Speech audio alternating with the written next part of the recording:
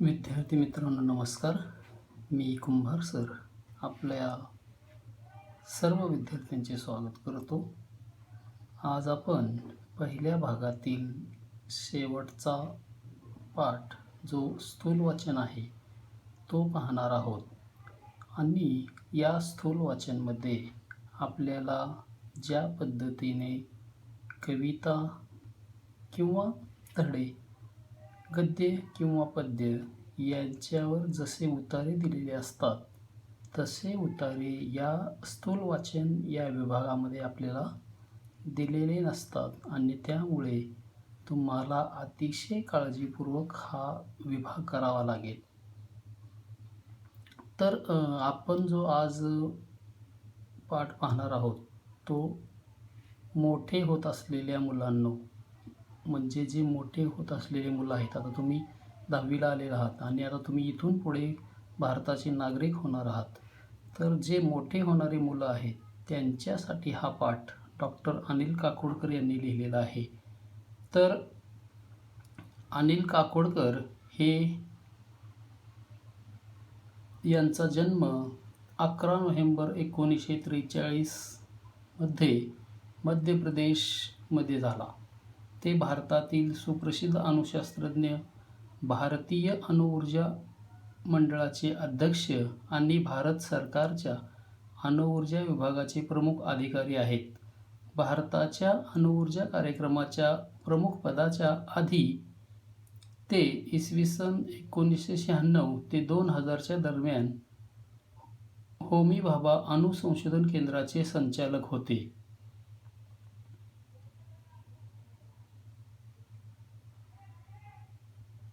भारतातील अनेक महत्त्वाची वैज्ञानिक पदे सांभाळणारे व अणु चाचणीतील मुख्य शास्त्रज्ञ होण्याव्यतिरिक्त डॉक्टर काकोडकर हे थेरियम या इंधनावर आधारित अणुऊर्जेच्या स्वदेशी तंत्रज्ञानाचे जनक म्हणून ओळखले जातात.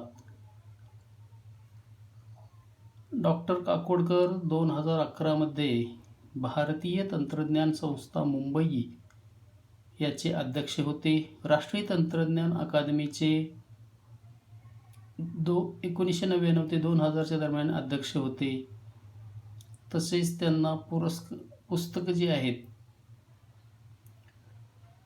त्यांना जे पुरस्कार भेटलेले आहेत, पद्मश्री पुरस्कार 1998 मध्ये, पद्मभूषण पुरस्कार 1999 मध्ये आणि पद्मविभूषण 2009 साली त्यांना पुरस्कार भेटलेले आहेत.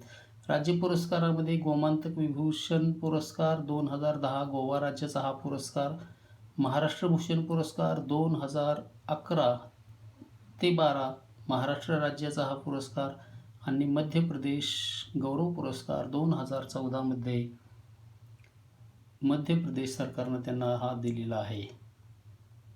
तसेच हरिओम आश्रम प्रेरित विक्रम साराभाई पुरस्कार 1988, HK फिरोदिया पुरस्कार 1997, रॉकवेल पदक 1997, फिक्की पुरस्कार त्यांच्या अणुऊर्जा आणि तंत्रज्ञानाच्या योगदानाबद्दल 1997-98ला त्यांना मिळालेला आहे. आयकॉन जीवन गौरव पुरस्कार 1998, HK बाबा स्मृती पुरस्कार 1999 ते 2000 आणि गोदावरी पुरस्कार 2000 या साली.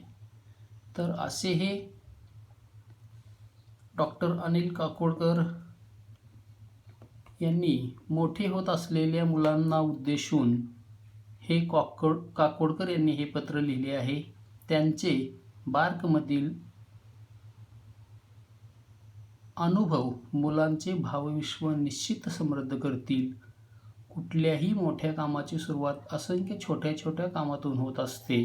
म्हणून कोणतेही काम कमी दर्जाचे न मानता ते करायची सवय ठेवली तर मोठी कामे करताना अडचणी येत नाहीत असा संदेश ते या पाठामध्ये देतात. कुठल्याही कामाची सुरुवात, आता जे मुलं असतात त्यांना काम सांगितलं की किंवा काम करायला त्यांना लाज वाटत असते आणि म्हणून इथं सगळ्यात महत्त्वाचे श्रमाला प्रतिष्ठा भेटली पाहिजे. ज्या पद्धतीने महात्मा गांधी म्हणतात किंवा महात्मा गांधींनी स्वतःच्या आचरणामधून तसं दाखवून दिलेलं आहे, त्याच पद्धतीने कुठलंही काम करत असताना ते काम छोटंसं म्हणून करायचं छोटं आहे म्हणून ते आपण करायचं नाही.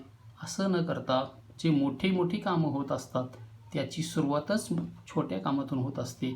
आपण अनेक उद्योगपती बघतो जे सुरुवातीला किंवा रस्त्यावर वडापाव विकणारे आज त्यांची मोठमोठी हॉटेल त्यांनी करून ठेवलेली आहेत. तर हे कशाच्या जोरावर? तर त्यांनी सुरुवात केलेली आहे, कामाला सुरुवात केलेली आहे. आणि म्हणून कोणतंही काम करत असताना त्याची सुरुवात जी असते ती छोट्या कामातून होत असते.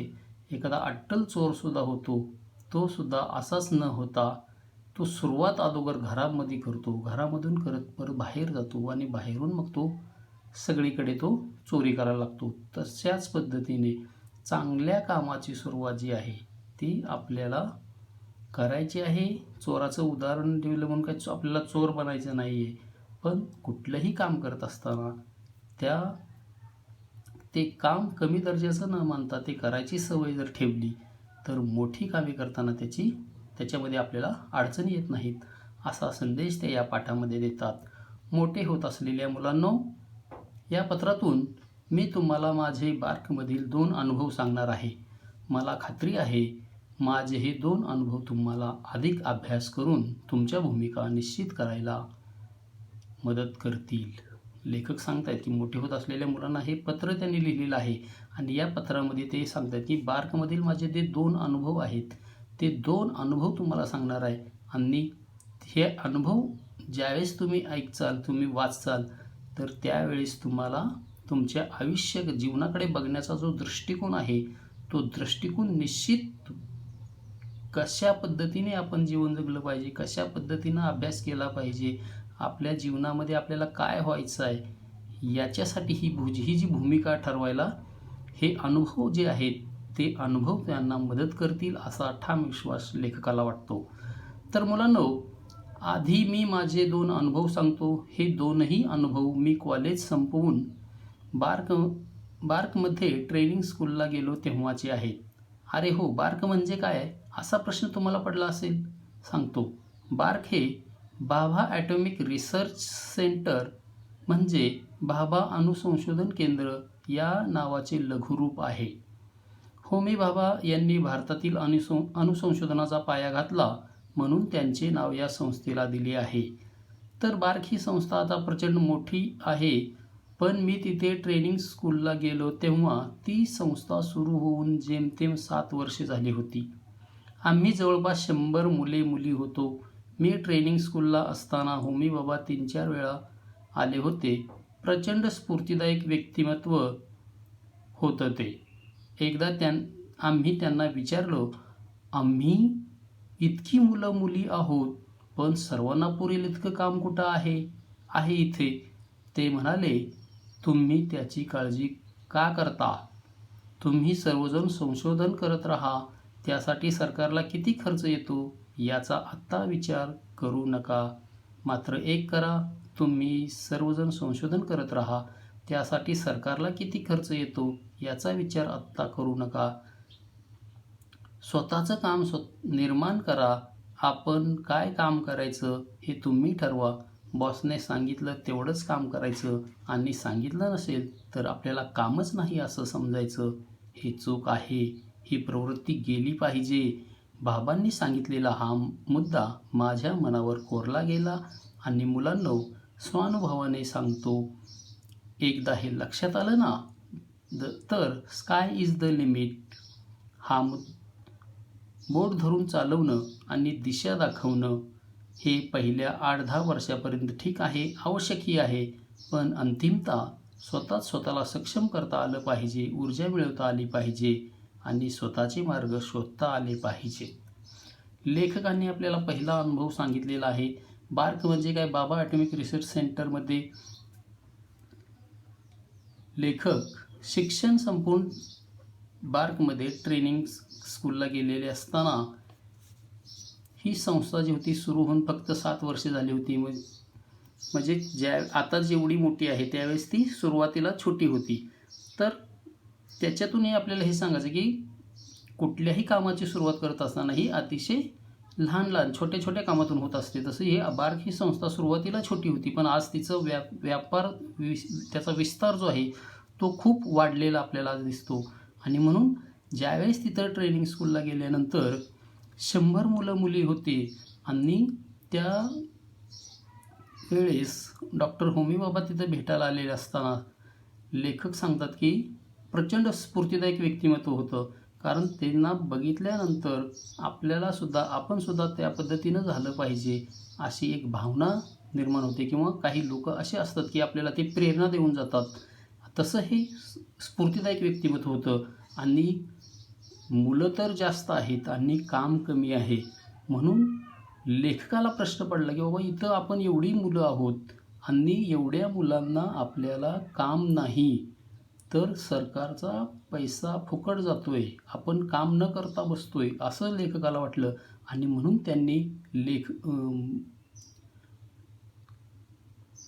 त्यांनी होमी बाबा यांना विचारलं की आम्ही एवढी 100 मुलं आहोत इथं आणि सर्वांना पुरेल इथं काम नाही.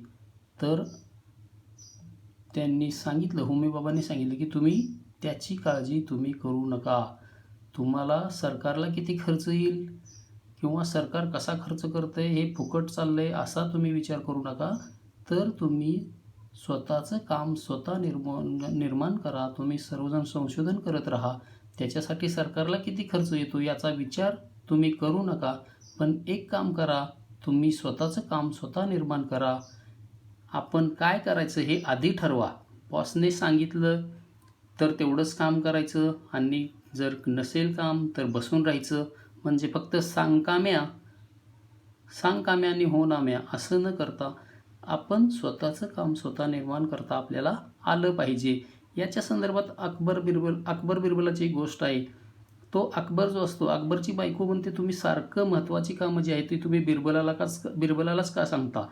तर तो म्हणतो ठीक आहे, म्हणतो तुझ्या भावाची बी आपण काय करूया, त्याची एक परीक्षा घेऊया. आणि मग परीक्षा घेतात.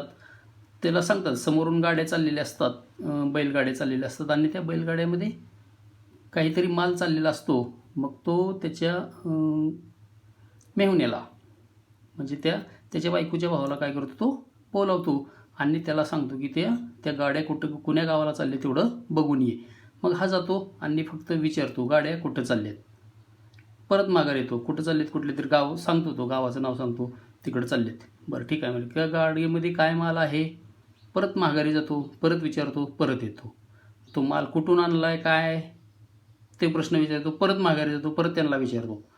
हेच काम ज्यावेळेस एक काम त्याला 10 वेळेस करावं लागलं, त्याच पद्धतीने बिरबलाला पाठवलं. आणि ज्यावेळेस बिरबल गेला, ती गाडी कुठून आलेली आहे, काय माल आणलेला आहे, कुठं चाललेली आहे, हे सगळं विचारतो आणि ते अकबराला येऊन सांगतो. म्हणजे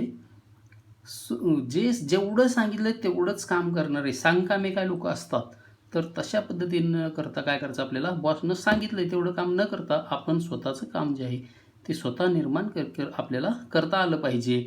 आणि काम नाही म्हणून बसून राहायचं ही प्रवृत्ती जी आहे ती गेली पाहिजे.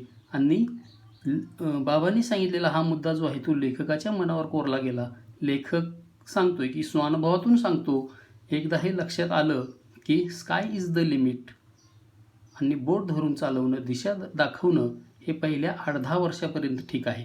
कारण पक्षींनी सुद्धा फार जास्त दिवस आपल्या पिलाला खाऊ घालत नाही. पक्षी ज्यावेळेस आपलं स्वतःच्या पंखानं उडायला सुरुवात करतं त्याच वेळेस ती आई त्याला खायचं बंद करते आणि आपल्या मुलाला स्वयंपूर्ण कसं बनवता येईल हे बघते. आणि म्हणून पहिल्या 8-10 वर्षापर्यंत ठीक आहे आणि आवश्यक आहे, पण अंतिमतः स्वतःला सक्षम करता आलं पाहिजे, ऊर्जा मिळवता आली पाहिजे आणि स्वतःचे मार्ग शोधता आले पाहिजेत. आपल्याकडं हे स्वतःचे मार्ग स्वतः शोधता येत नाहीत. आज कितीतरी मुलं आहेत की कुठल्या साईडला जायचं आहे, निकाल लागलेला आहे आणि आता आपल्याला पुढे काय करायचं आहे, तर ते घरचे आईवडील जे सांगतील तेच फक्त करतात.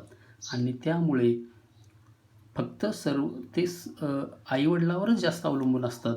तर ते फक्त 8-10 वर्षापर्यंत ठीक आहे. लेखकांना असं सांगायचं की 8-10 वर्षापर्यंत ते ठीक आहे, पण स्वतः तुम्हाला सक्षम करता आलं पाहिजे, स्वतः तुम्ही सक्षम झालं पाहिजे आणि स्वतःचे मार्ग जे आहेत ते तुम्हाला शोधता आले पाहिजेत. हा पहिला अनुभव आहे की आम्हाला कामच नाही आणि काम नसेल तर आम्ही काय काम करायचं. किंवा त्यावेळेस त्यांनी सांगितलं की तुम्ही संशोधन करत राहा आणि स्वतःचं काम तुम्ही स्वतः निर्माण करा.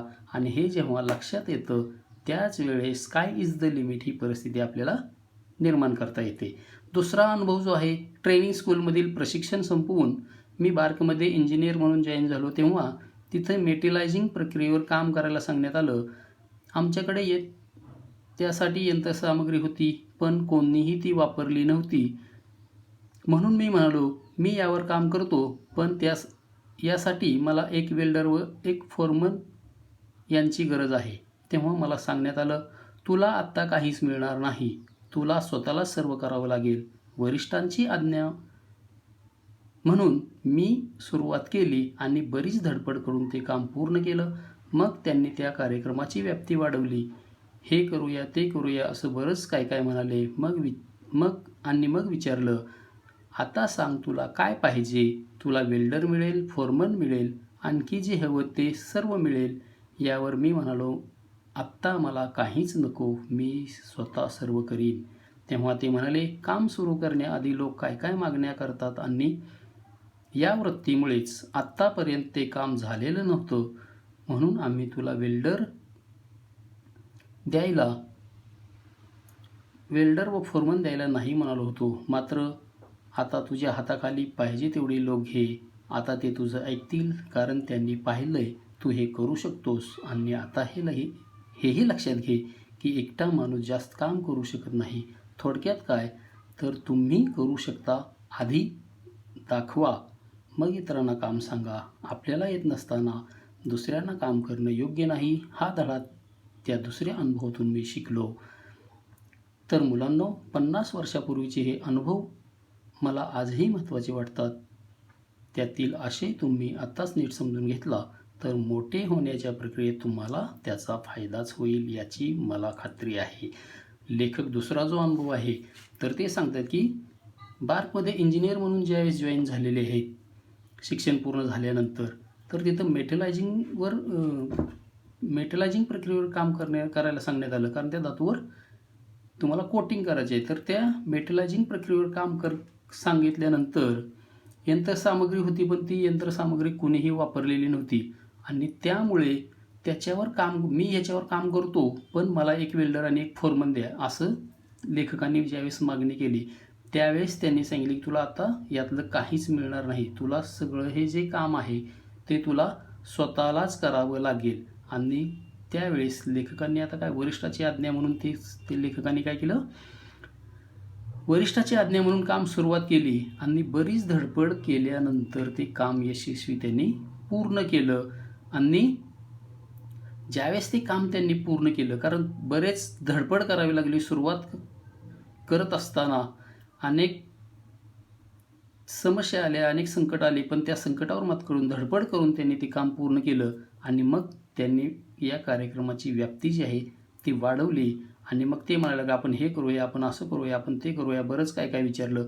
आणि मग परत विचारलं, आता सांग तुला काय पाहिजे? तुला वेल्डर बी देतो आम्ही, फोरमन देतो, तुला आणखीन काय पाहिजे, हवं ते सगळं आम्ही तुला काय करणार आहे, देणार आहे. यावर मी म्हणालो, मला आता काहीच नको. त्यावेळेस लेखक म्हणले की मला आता यातलं काहीही नको, मी स्वतः सर्व करीन. तेव्हा वरिष्ठांनी सांगितलं की काम सुरू करण्याआधी लोक काय काय मागण्या करतात आणि याच वृत्तीमुळे आत्तापर्यंत ते काम झालेलं नव्हतं. म्हणजे मेटलायझिंग प्रक्रियेवरचं काम आत्तापर्यंत का थांबलेलं होतं, तर ज्यावेळेस काम करायला सांगितलेलं असेल तर ज्या व्यक्तीला ते काम येत नाही, ज्या व्यक्तीला स्वतःला काम येत नाही, ती दुसऱ्याकडून ती काम काय करून घेणार आहे. आणि त्यामुळेच हे काम काय झालेलं आहे, बरेच दिवस ते तटलेलं होतं. आणि लेखक ज्यावेळेस ते काम पूर्ण केलं त्यावेळेस त्यांनी सांगितलं की तुला पाहिजे ते आम्ही आता तुला देतो, तुझ्या हाताखाली पाहिजे तेवढे लोक घे. कारण ज्या व्यक्तीला स्वतःला काम येतं त्यावेळेस ते बाकीचे लोकसुद्धा त्याचं काम ऐकणार आहेत, कारण त्याला माहीत आहे हे काम करू शकतो, यानं हे काम केलेलं आहे, याला हे काम येतं आहे, असं वाटल्यामुळे त्यांनी सांगितलं की आता तुझं ते लोक काय करतील, आता ऐकतील, कारण त्यांनी पाहिलेलं आहे तू हे करू शकतोस. आणि आता हेही लक्षात घे की एकटा माणूस सर्व काही काम करू शकत नाही. थोडक्यात काय तर आधी आपण करू शकतो हे आधी इतरांना दाखवा आणि मग इतरांना काम सांगा. आपल्याला ते काम येत नसताना आपण दुसऱ्याला सांगणं ही प्रवृत्ती जी आहे ही चुकीची प्रवृत्ती आहे. आणि म्हणून लेखक सांगतात की अगोदर आपल्याला ते काम आलं पाहिजे आणि ते काम ज्यावेळेस आपल्याला आलं तर आपण दुसऱ्याला सांगू शकतो, दुसऱ्याकडून ते काम करून घेऊ शकतो. आणि म्हणून लेखक सांगतात की 50 वर्षापूर्वीचे हे 2 अनुभव आजही खूप महत्त्वाचे वाटतात. आणि तुम्हीसुद्धा याचा आशय जर नीट समजून घेतला तर मोठे होण्याच्या प्रक्रियेमध्ये निश्चित तुम्हाला काय होणार आहे, त्याचा फायदा होणार आहे. तर अशा पद्धतीने मोठे होत असलेल्या मुलांनो, हा स्थूलवाचन आपल्या पहिल्या भागातला हा शेवटचा पाठ. लेखकाचे 2 अनुभव आहेत. कारण बार्कमध्ये ट्रेनिंग स्कूलमध्ये गेल्यानंतर लेखकांनी विचारलं होतं की बाबा आम्ही 100 मुली आहोत आणि एवढ्या सगळ्या मुलांना पुरेल इतकं काम इथं नाही. तर त्यावेळेस त्यांनी सांगितलं की तुम्ही सरकारला किती खर्च येतो याचा विचार करू नका, फक्त तुम्ही संशोधन करत राहा आणि आपल्या बॉसनं जे काम सांगितलेलं आहे त्या कामामध्ये फक्त सांगितलंय तेवढंच काम न करता स्वतःचं काम तुम्ही निर्माण करा. आणि आपल्याला बॉसनं सांगितलंय तेवढं काम न करता काय करायचं, आपल्याला स्वतःचं काम तुम्ही निर्माण केलं पाहिजे. म्हणजे कामच नाही, बॉसनं सांगितलं तेवढं काम करायचं आणि नसेल तर कामच नाही म्हणून बसून राहायचं, ही प्रवृत्ती गेली पाहिजे. आणि हा मुद्दा जो आहे तो लेखकाच्या मनावर कोरला गेला आहे आणि त्यावेळेसच स्काय इज द लिमिट ही परिस्थिती निर्माण होऊ शकते. आणि दुसरा जो आहे मेटलायझिंग प्रक्रियेमध्ये काम करत असताना, त्या मेटलायझिंग प्रक्रियेवर काम करत असताना लेखकाने जी मागणी केली होती फोरमन आणि वेल्डरची, तर ती त्यांना दिलेली नाही. ते काम स्वतः त्यांना करावं लागलं. त्यांना स्वतःला काम येतंय असं वाटल्यानंतर मग त्याने वरिष्ठांनी सांगितलं की आता तुला काही पाहिजे ते आम्ही सर्व तुला देणार आहे. कारण हे काम इतके दिवस त्याच्यासाठीच राहिलं होतं की काम सुरू करण्याआधी लोक काय काय मागणी करतात आणि त्या मागण्यामुळेच ते काय झालं आहे, काम जे आहे ते काम इतके दिवस थांबलेलं होतं. आणि त्यांनी परत सांगितलं की तू एकटा माणूस सर्व काही काम करू शकत नाही. थोडक्यात काय, तर आपण आधी करू शकतो हे इतरांना दाखवा आणि मग इतरांना काम सांगा. हा अनुभव लेखकाचा जो अनुभव आहे तो अनुभव आजही लेखकाला ते महत्त्वाचे वाटतात. आणि आज त्याचा जर असे तुम्ही नीट समजून घेतला तर लेखकाला अशी खात्री आहे की या मोठ्या होण्याच्या प्रक्रियेमध्ये तुम्हाला त्याचा निश्चित फायदा होईल. धन्यवाद.